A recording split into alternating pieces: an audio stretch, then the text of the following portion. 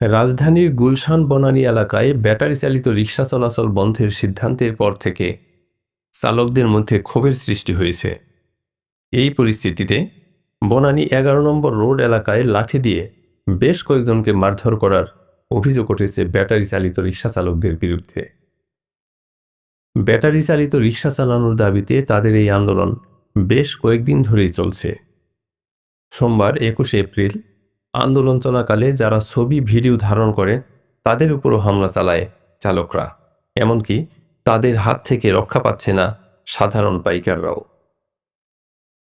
বনানী থানা পুলিশ সূত্রে জানা যায়, গুলশান সোসাইটির নিবন্ধিত রিকশাগুলো গুলশান এলাকার যাত্রী বহন করে থাকে।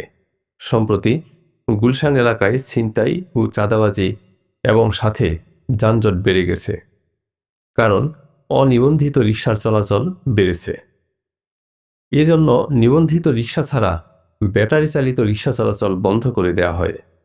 কিন্তু সোসাইটির এ সিদ্ধান্ত মেনে নেয়নি রিকশা চালকরা। তারা গত কয়েকদিন ধরে গুলশানের বিভিন্ন এলাকায় রিকশা চালানোর দাবিতে আন্দোলন করে আসছে এবং পিকেটিং করছে।